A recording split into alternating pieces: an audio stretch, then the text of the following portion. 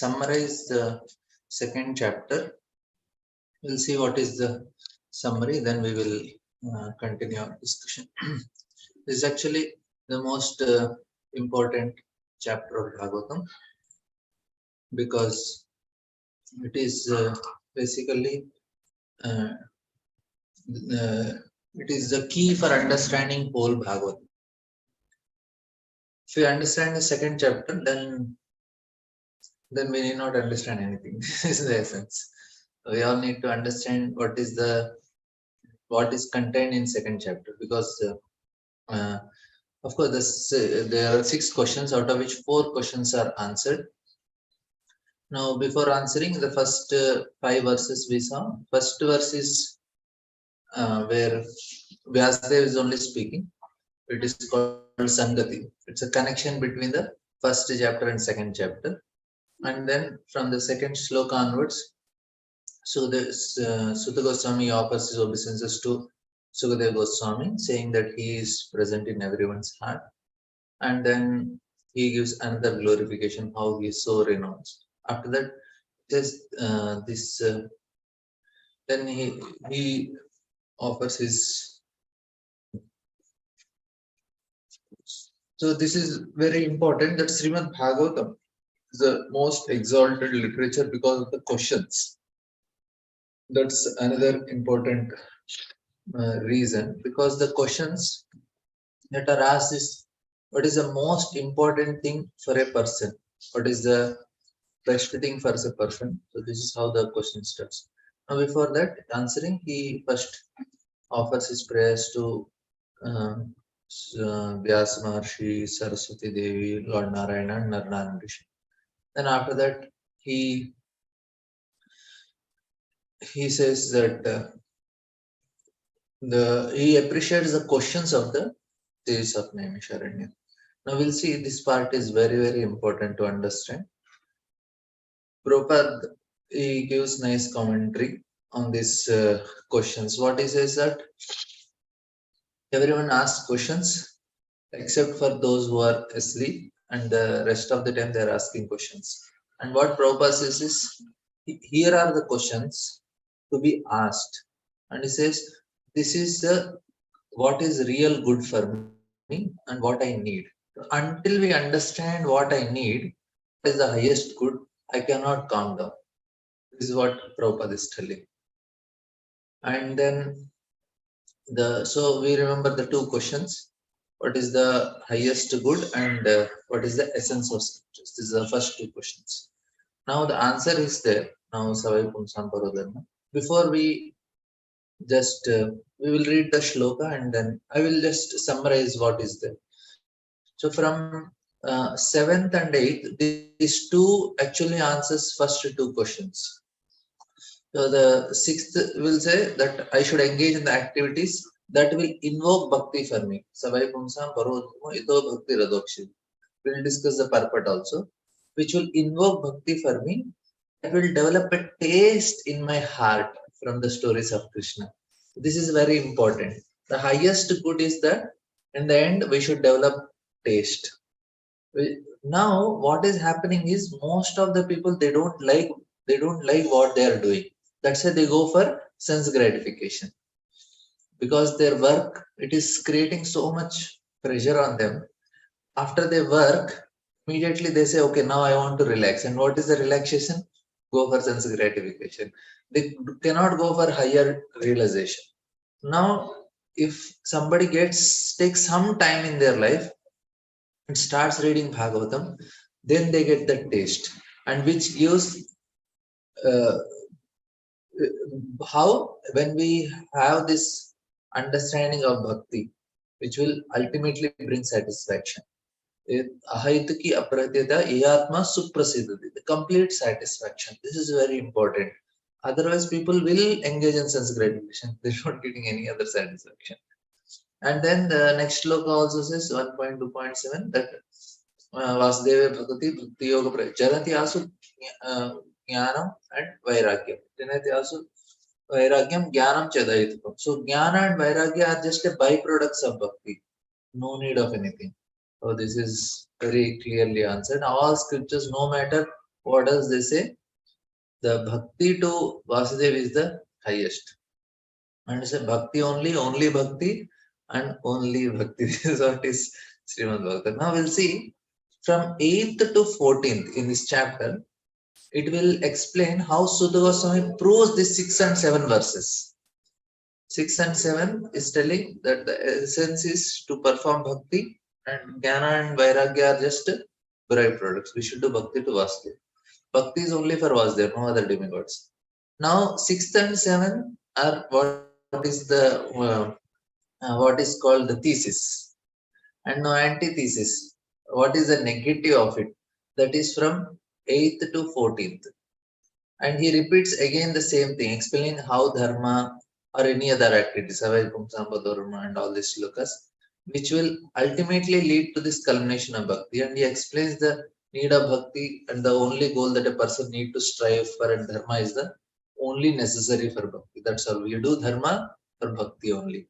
And because in this world there are so many ideas about dharma, this dharma, that dharma, but he says no, you need to dharma. Dharma is not for getting money or something else. Dharma should be only for bhakti. So it is clearly mentioned. Also, it is said that does not lead us to bhakti, any activity, it's pointless. Now sometimes also we should develop the taste. Sometimes people are doing Krishna conscious activity, it looks like, but they don't get any taste in Krishna Katha. That means they are doing something wrong in their practice of doing bhakti. So Shremayeva hi kevalam even looks like, okay, I do so much service in temple, making a temple, or so many other services we do. If we are not getting taste for hearing Krishna Katha or sitting and reading Bhagavatam, like very few people come for Bhagavatam, and you are busy with so many other things in the internet, and like we have, and that means what? They are not getting taste. That means are they not doing bhakti? There is something wrong in it. That is the point. Shramaya Vikyam. They have to again think about what they are doing. So this is the point. So 6th, 8th, 9th, 10th, and 11th, 8th to 14th. All these verses tells how this 6th and 7th verse is actually approved. And the entire the first canto is dedicated to this very thing. So whole Bhagavatam is just but this verse only. So Pumsam Paro Dharma Ito Bhakti Radhaksha. The art of living is that everything else we need is to uh, either it should be brought to bhakti or understand how it is connected to bhakti.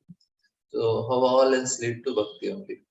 Now, how can this increase devotion in Krishna? So now the next section starts from 16th onwards. Of course, 15th is the intermediate verse, which is connecting these two sections, second and third section. So it is describing how to develop this bhakti. So this is Vishnu Chakra Thakur, based Madhurya Kadambani, everything. The explanation is here. There are 14 stages. This is from all the 14 stages of bhakti that are explained in this shloka number 16 to 21. So this is like that, and how the bhakti is gradually developed, and different stages, and how we should pass through different stages. First, we must understand how this activity leads to development in the heart, and we must understand to what extent we have developed it. Now, it's actually 22nd verse. Sutta Goswami makes a logical conclusions, and he says only Vasudeva Vasudeva Paramaka, Vasudeva Paragati. So he says only Vasudeva. That's all. Now, how Sutta Goswami he gives the thesis in 2nd 7, and then from 8 to 15 he says antithesis, and then from 16 to 21 he gives an understanding how to develop this bhakti, and 22 to 29 he explains what we should not do. This is explained from 22 to 29. So this is again another antithesis. Verse 20 to 29 discuss various other forms of worship which we should not do. First, this is proving, and then what is not dharma. He is telling what is dharma and he tells what is not dharma, 8 to 15, and then how to develop that bhakti from 16 to 21, and 22 to 29 what we should not do. So basically worshipping of demigods, no need of worshipping Shiva, Ganesh, Durga, this form, that form, no need of anything. So this is the fourth section, we can say in one way. And now from 6 to 29, the first two questions are answered. What is the essence of scriptures and what is the highest welfare of all? So these two questions are answered from 6 to 29. Clear? And it is giving this proving thesis, antithesis, and how to establish and what should not be done. Now, from 30 to 34 verses, he answers the he answers the fourth question. Now, why fourth question? We will see. Like now, Sudha Goswami, he verse 22, he says only Krishna should be worshipped. Now, what is the third question? Third question is, why did Krishna appear in this material world? Of course, this material world is prison. Krishna also appears in prison. Why should he appear? Why should someone who is already free, is Swarat, and why should he appear in a jail? To free all of us who are in jail, that we know. And for that, Sudha Goswami explains, that's why he takes the fourth question first. He answers the fourth question. What is the fourth question? What is Purusha Avataras? Purusha Avatar is basically the creation of this material universe. So he is first explaining the fourth reason. Then he explains the third reason in the next chapter. So why Krishna appearing? But we should know that how we are conditioned. So for that we need to know about the Purusha. That is the Purusha Leela of the Lord. Purusha Avtara Leelas. That is the material creation. So why he is doing? Why we are in this prison, and why is this prison for all? And this, and here more than the knowledge. Yes, Chandrarekha Mataji. Prabhuji, please can you explain this again? Why he take fourth question first before third? You said because of Purusharthar question first before third in this chapter, no? You're explaining. Can you repeat, Prabhuji? I didn't understand. Third question is why Krishna appeared. Why Krishna? Yes, Prabhuji. That is the question. Why Krishna appeared in the womb of Devaki as son of Vasudeva. And fourth question is explain about his Purusha Avataras and Purusha Avatara Leelas. So the Leela of the Purusha Avatara is material creation. So if you know why the material creation, then we will know why Krishna appeared. Because when you understand, I am explaining that only. I am explaining more detail why Krishna. So now the first to help us get out of this material world. So that is the main purpose Krishna appeared. So to explain, get out of the material world, he's explaining what is this material world first. That's why he answers the fourth question. So now we will just summarize. Like he answers the another just one point I'll make, then I'll come to that question again. So the entire Srimad Bhagavatam answers and explains the nature of bhakti, and everything else follows from this question. The first, the sixth and seventh, these two shlokas which we are going to read now, whole Bhagavatam is explaining that only. To establish that, to explain that, make understand the nature of bhakti, this is the purpose. So all questions of the says of Naimisharan arises from this question only. How bhakti, and all the stories about bhakti only. And now here this question is like Jiva Goswami also for Bhakti Sandarbha, he takes this chapter. He puts this chapter as a heart, and then he starts with this. And because everything begins with now he diagnoses what is the problem. What is the problem of our coming into this material world? We will say it is ignorance. Ignorance is the cause. But now, what is the cause of that ignorance? That what is Jiva Goswami tells. This is from Bhagavatam only. Bayam Dityadabhiniveshatasya Ishadapetasya Viparyosmati. So this shloka we will just take briefly because we have to read purports also. Uh, just 1 2 points I'll tell. How a living entity turns his face away from Krishna and Maya catches. Maybe tomorrow we will continue on this little bit because anyway we're in the second chapter only. This is all for second chapter. Basically, the reason is why how we are caught by Maya and how we have to get out of this Maya. So maybe we'll continue, but first we'll read the shlokas because these shlokas are very important. Maybe we'll have discussion on this shlokas so tomorrow elaborately because they are very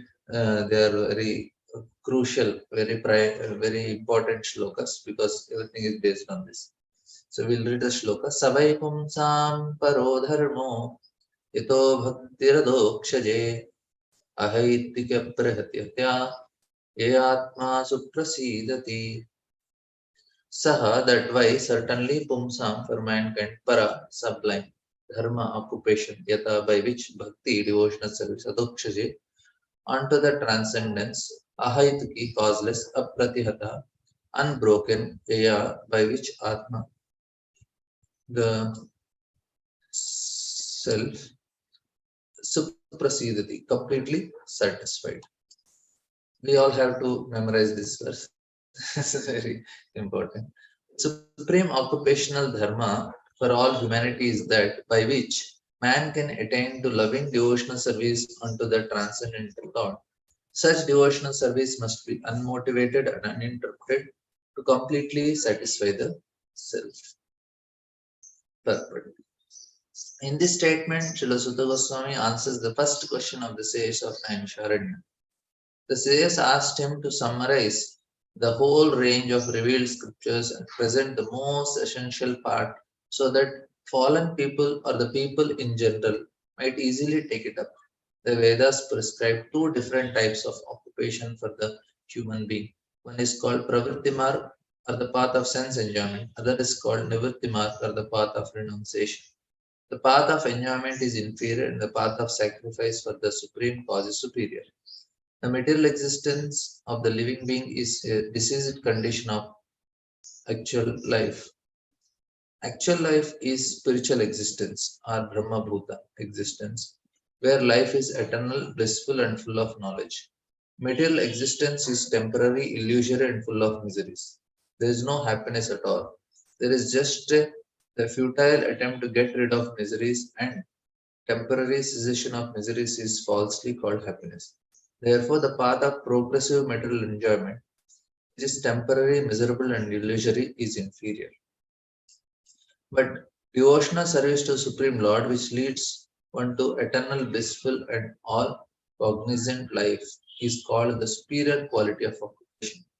This is sometimes polluted with mixed with inferior qualities. For example, adoption of devotional service for material gain is certainly an obstruction to the progressive path of renunciation. Renunciation of abnegation for ultimate good is certainly a better occupation than enjoyment in the diseased condition of life.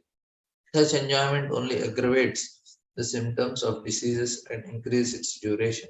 Therefore, devotional service to the Lord must be pure in quality, that is, without the least desire for material enjoyment.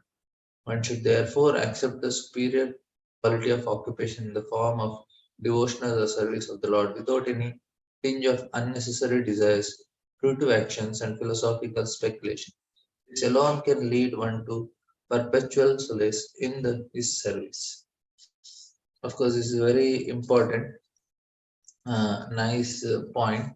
Maybe some only will highlight. Maybe tomorrow I will try to elaborately take because I wanted to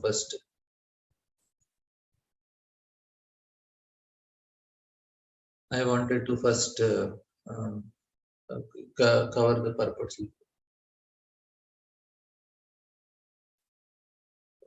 Repeat the just read the purpose and then I will elaborate on because we have to cover our syllabus also. I will definitely take some very important points. But here, what what is the main point Prabhupada is telling is what is a disease state and what is a perfect state. We are in a disease state now, and we can be happy when we are in a proper state. And even when people are doing bhakti, it should be ahaituki. It should not be hetu. It should not be with any material desires, not any material motivation. Otherwise, it's a contaminated state. That's what Prabhupada is trying to explain. We have to do it in a pure form. We'll see how it is also.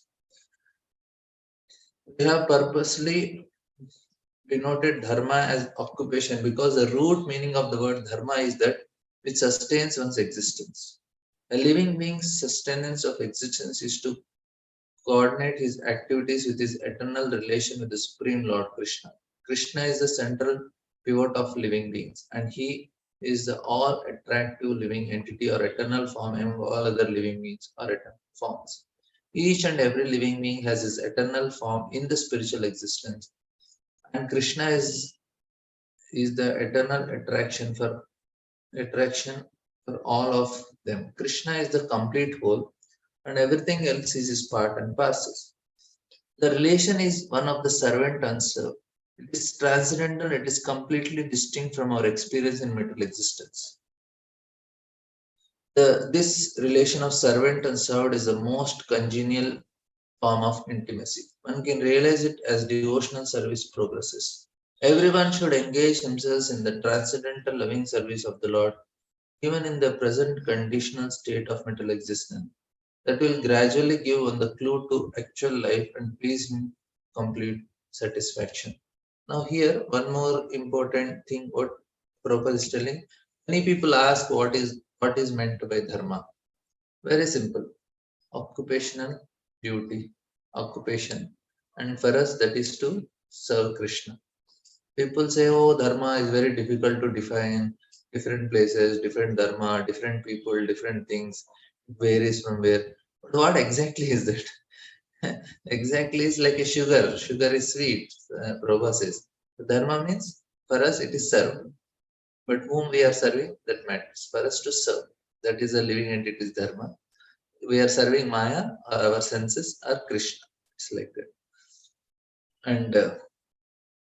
And we all have we are all part and parcel of Krishna, so it is better we serve him.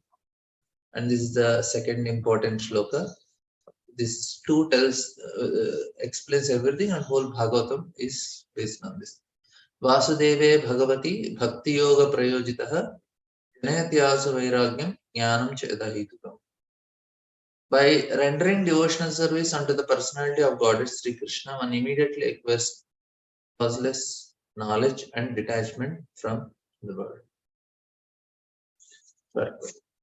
So, in this, I'll just explain the shloka also once. See, here dharma, what is the highest dharma, supreme dharma of all humanity, is to attain loving devotional service. That means our dharma is to serve, okay?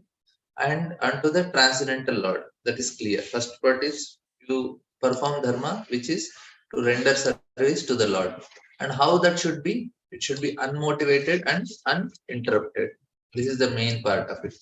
It should unmotivated. That means we should not do to gain anything. We should just do because we have to do that only. A servant, his servant, like when Narsinda asked Prahlad, you want anything? He said, no, Lord, I don't want anything. But I'm just doing because that's what I have to do. I don't need anything in return. If I take in return, it's a business. I don't want to do business with you. You will be always my master. I'll be always your servant. I'll be always happy serving you. I don't need anything separate from this. And it's not that we should take a break. No break. Uninterrupted. It should be always better like that. And if we do in that way, that will exactly satisfy ourselves. That is the point here. If we want that, we want to peace and satisfaction. This is what we all are working for. We all want to be happy. That is the purpose of life. But the happiness comes when we are in our dharma. That means we are in harmony with the what is in harmony in terms of body, harmony in terms of mind, harmony in terms of manas, buddhi, harmony in terms of the soul. All should be in harmony with the original harmony, that is Krishna. So that's the last shloka of Bhagavad Gita also. Yatra Yogeshwara Krishna, Yatra Partho Dhanutara, Sri Vijayo Bhuti Dhruva Nitir Matir Mama. One of the understanding of this verse is wherever there is Krishna, is a Yogeshwara, is a mystic, and there is wherever there is Arjuna. Now, what does Arjuna? Arjuna represents a devotee who is who is always in line with Krishna. That means he is in harmony with Krishna. That means he is performing his dharma of loving devotional service, which is unmotivated and uninterrupted. If that is there, then what else will come? Yatra Partha Tatra Sri Vijayo Bhuti Dhruva Nitir Matir Mama. Then you will get morality, victory, and opulence. Everything is obtained. And that makes us happy.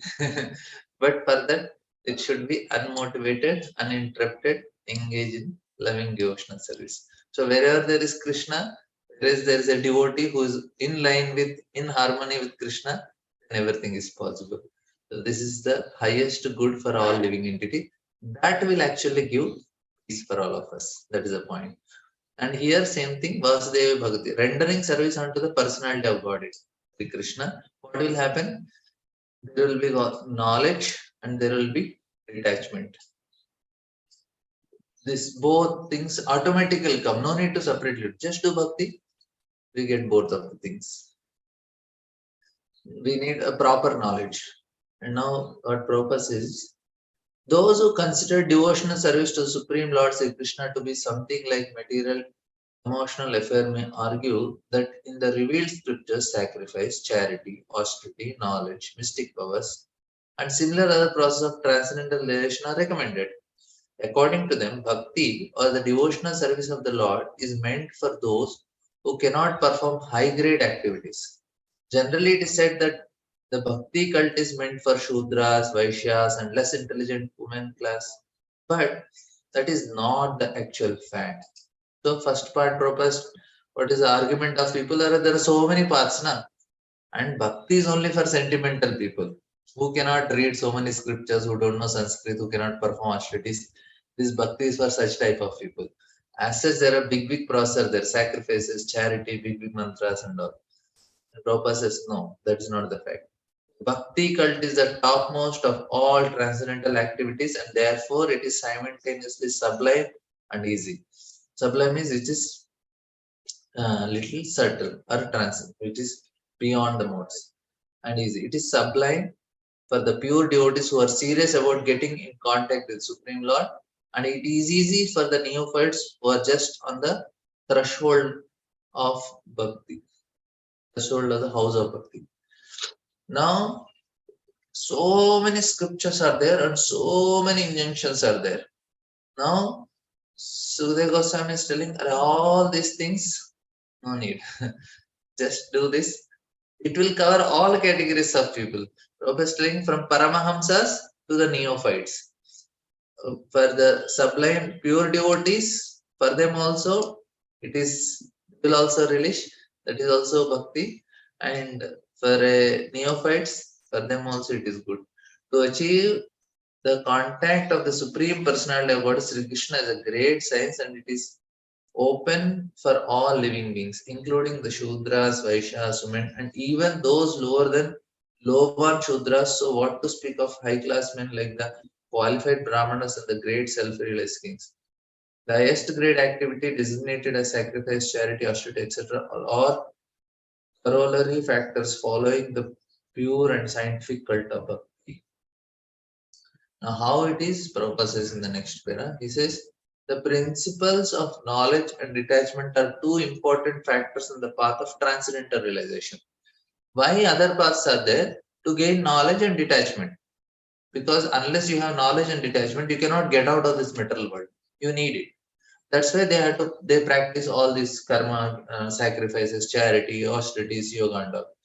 The Prabhupada says the whole spiritual process lead to the perfect knowledge of everything material and spiritual.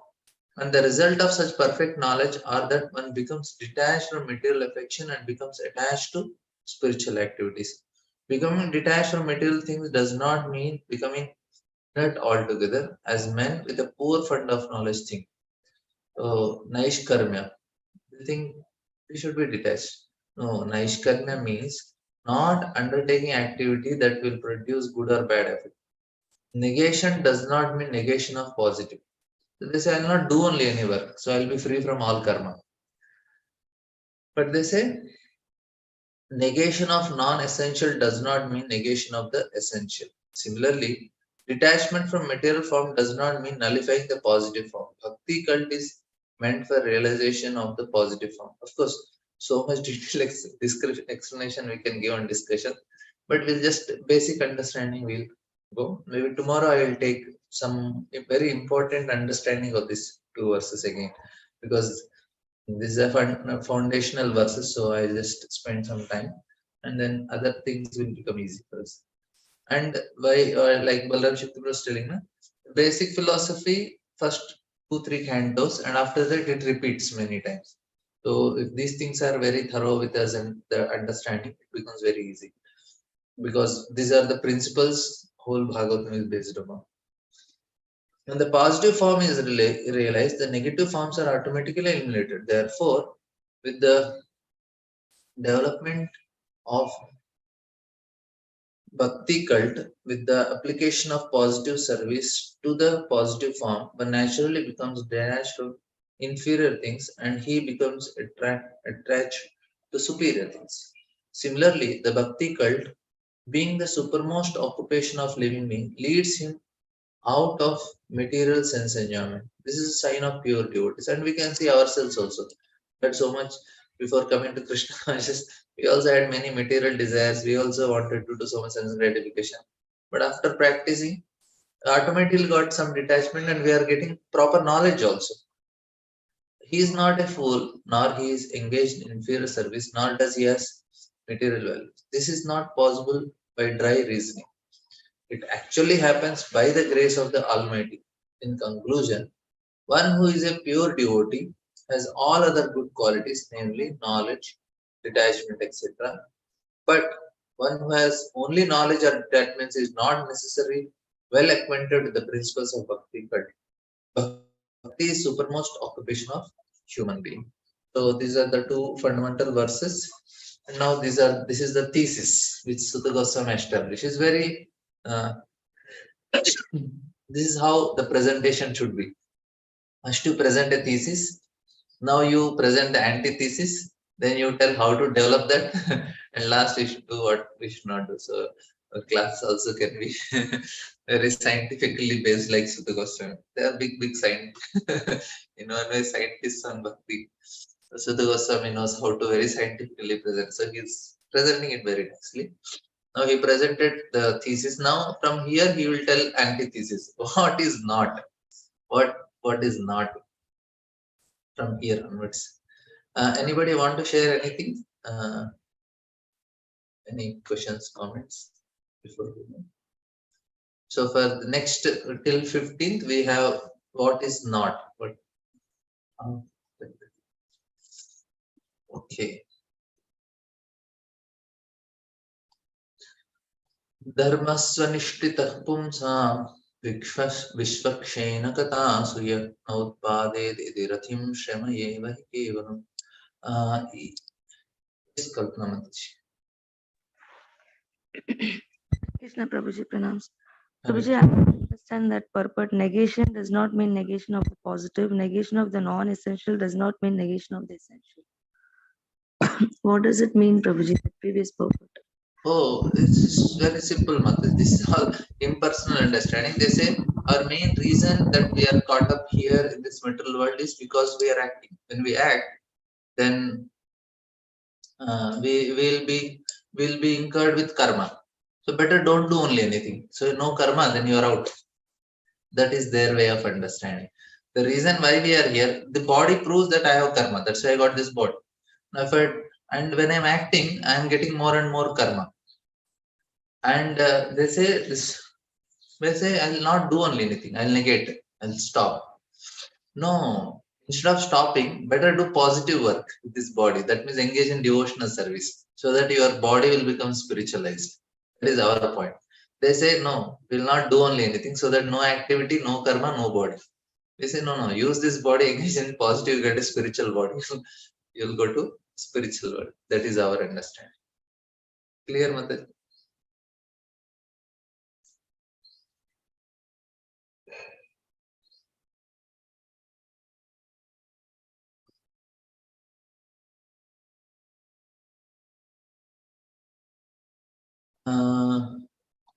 Yes, Mataji, it's clear. Kalpana Mataji. Yes, Prabhuji. I was not able to unmute it. Oh, Yes. sorry. I got it, Prabhuji. The positive form means we have to utilize for the service of the Lord instead of negating, not doing any activities, rather doing the positive activities for Krishna. Yeah. So, Shyam Mukundpur is asking for sadhaka. Aprahityata means doing daily sadhana. Yes, without any break. We have to have the desire that whole day I should be Krishna conscious. Whole day I should be somehow connected to Krishna and somehow remember him, meditate on him, do something for him, to devotees. Always there should be a meditation to do something for devotees, to do something for uh, Krishna, and that's how. Of course, our initial desires are when in a lower level. It is for our own selfish desires. How I'll be happy, how I'll be protected, what is my security, what is my children's security. We are always worried about security, but we have to worry. Means there are so many selfish things like that, but we should worry about. That's the reason people work very hard. But our shelter should be Krishna. He is our security. Ajahuremana Srinandanandan. Then what happens is we will be able to always take shelter of him, take help of him, because he is our shelter. He knows now what I need. Then that is what is harmony. That is what living is the desires of Krishna. What is this harmony means? Accepting the will of Krishna. That will give Yatma Suprasidati, will be completely satisfied and nourished. When we accept Krishna's will. That's what Yatra Yogeshwara Krishna Dhanurdhara Archana is ready to accept Krishna's will. So then all the time we are very peaceful and we can render service to the Lord. Of course, I am speaking. I want to do it, that's why I am speaking. So we'll go for the next verse. Dharmasvanishtita pumsam vishwaksena katasve na utpadayadidiratim shremayakelam. So now this antithesis is what is not dharma. So that's how it is explained. The reduction, the occupational activities a man performs according to his position are only so much useless labor if they do not provoke attraction to the message of personality of God. That's dharma. This is not dharma, this is dharma. Dharma is for devotion. What is not? If it is not invoking or attraction to the personality of Godhead, then it is not. And of course, there are nice explanations for it. And even our devotional activities also, I was telling, that should also invoke. Otherwise, there is some wrong in it. Why devotees live after some time Krishna conscious? Are they not getting any juice even after practicing one day? Three reasons are there. One is wrong practice of devotional service. Second is wrong motivations. And the third is offenses. We have to protect ourselves from three things: wrong practices, wrong motivations, offenses. If three things are taken care, definitely we'll get taste in hearing Krishna Katha. That should happen. So the occupational activities, man according to his own position or own, otherwise it's a only so much useless labor if they do not provoke attraction to the message of personality of Godhead. Okay, we'll see what Prabhupada is commenting on it. There are different occupational activities in terms of man's different conceptions of life. To the gross materialistic who cannot see anything beyond the gross material body, there is nothing beyond the senses. Therefore, his occupational activities are limited to concentrated and extended selfishness because they cannot know beyond the senses. They say, "What about Supreme Lord? We don't see. How can we believe?" Concentrated selfishness centered around the personal goal. This is generally seen among the lower animals. Extended selfishness is maintained in human society and centered around family, society, community, nation, and world, with a view to the gross bodily comfort. To actually, when Krishna is telling that yoga, uh, samatvam yoga uchyate. So a person who is equal is samatvam, undisturbed study, is actually yogi. So I was thinking that even if there is a match between India and Pakistan, any cricket match, or even if political parties, which party is winning, if we don't have any, we are not bothered which party wins, which country wins, Ukraine or Russia, which country wins the match, India or Pakistan. If we are not having the distinction, we are ready to accept Krishna's will. That is samatva. But because we have so much of this society, community, nation, these are all bodily conception of life only. That's why we have this. We are not samatvam. We are disturbed all the time because any result comes, we are in favor of the result or we are against that result. But it is both Krishna only. This Krishna is sending. But this is our extended selfishness. That's why we are not able to achieve that state. Above those gross materialistics are the mental speculators who hover aloft in the mental spheres, and their occupational duties involve making poetry and philosophy or propagating some isms with the same aims of selfishness limited to body and mind. Maybe above this extended selfishness, but it is also in one way selfishness because it is at the level of body and mind. Because we have four levels of existence: at the level of body, at the level of man, at the level of buddhi, and at the level of atma. But above the mind, body and mind is the dormant spirit soul, whose absence from the body makes the whole range of bodily and mental selfishness completely null and void. But less intelligent people have no information of the needs of the spirit soul. Because foolish people have no information of the soul and how it is beyond the purview of the body and mind. They are not satisfied in the performance of their occupational duties. The question of the satisfaction of the self is raised here.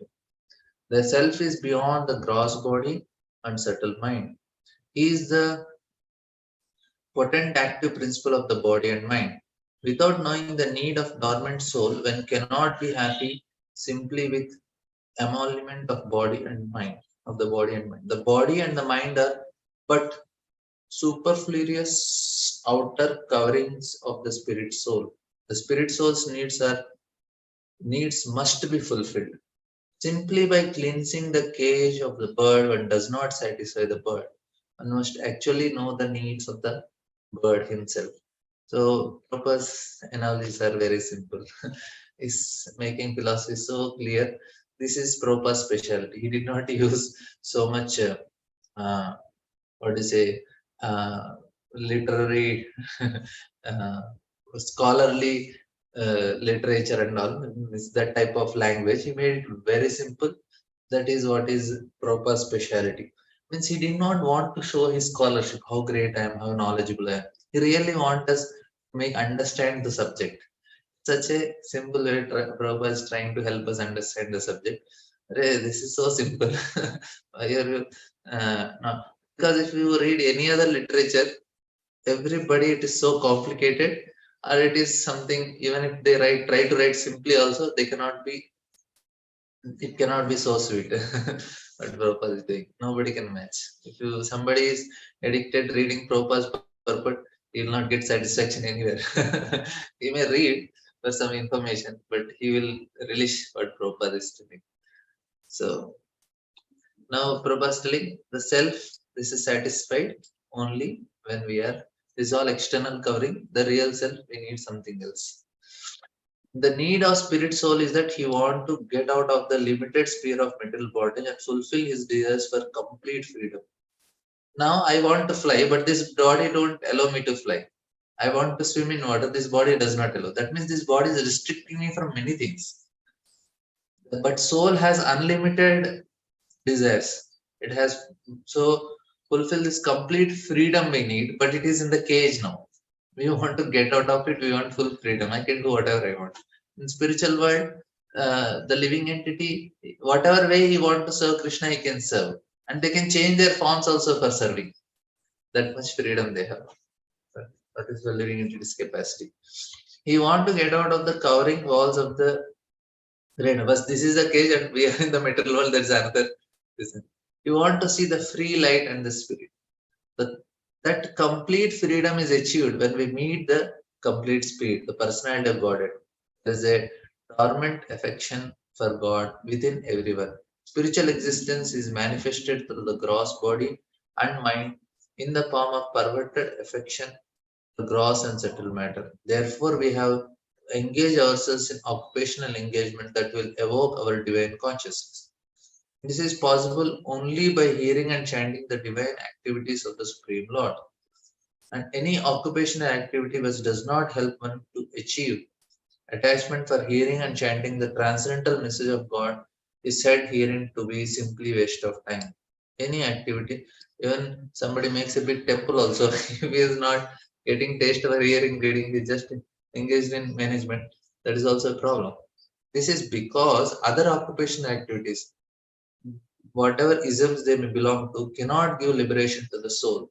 Even the activities of the Salvationists are considered to be useless because of their failure to pick up the fountainhead of all liberties. The gross materialist can practically see that his material gain is limited only to time and space, either in this material world or in the other. Even if he goes up to the Swargaloka, he will find no permanent abode for his hankering soul. The hankering soul must be satisfied by the perfect scientific process of perfect devotional service. So perfect, robustly. Here the point is something temporary cannot give us permanent happiness. That is the point. All we are looking around is all temporary things, but soul needs something permanent. So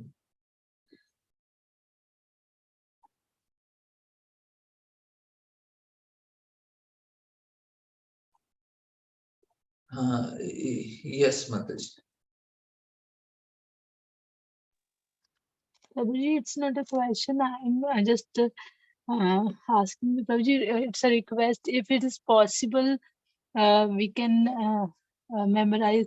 Like you can send shlokas important, and we can memorize in 3 days. You can send one shloka. It will be good because Prabhuji, we are reading in this group only, reading books, purport book.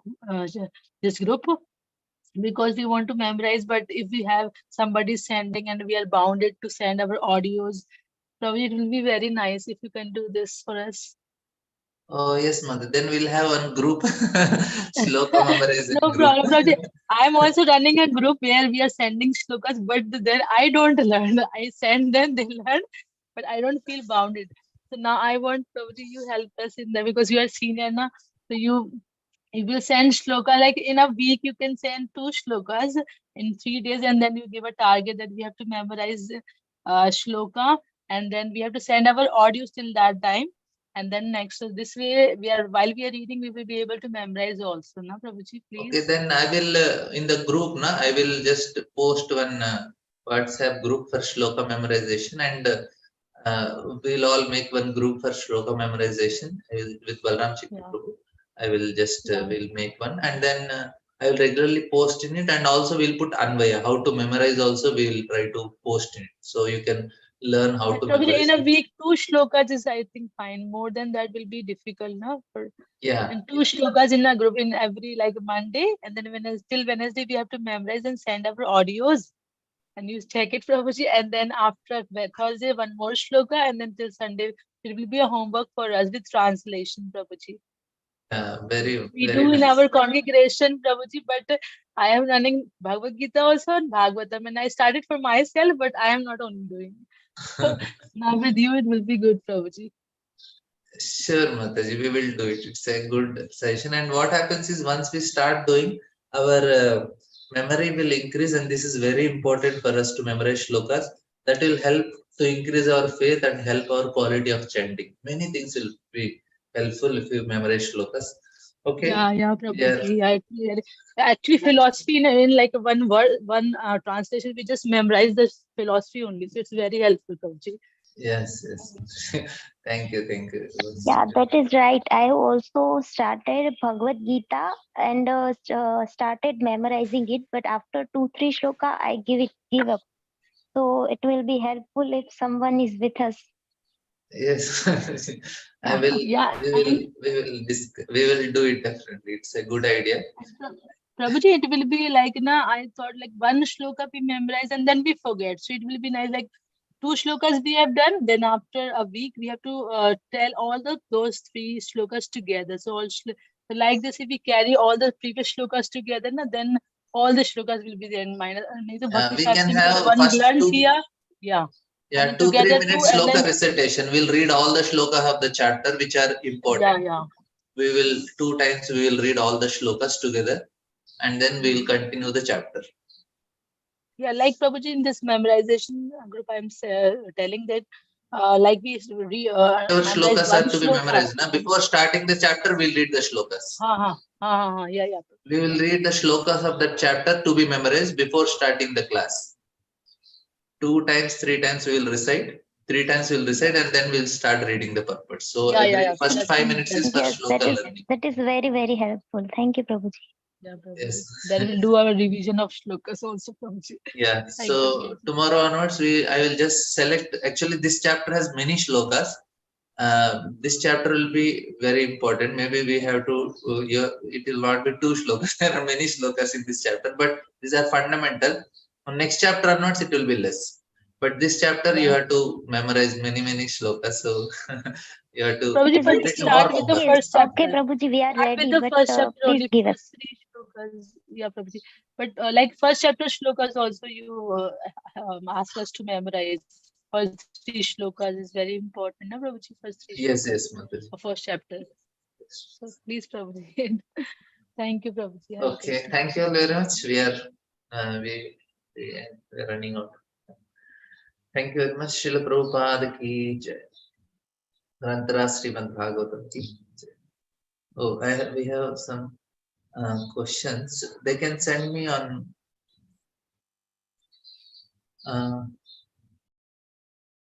So, yes. Thank you very much. Hare Krishna.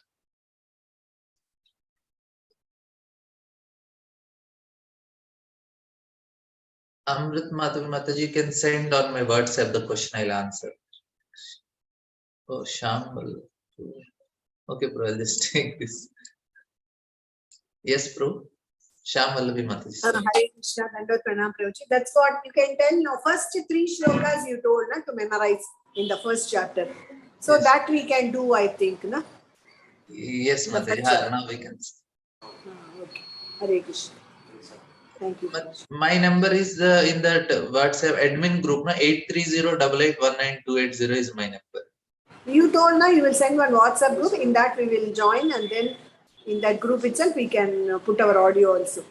Yeah. I'll post in the group one link where you can all who want to learn shlokas, they can join that.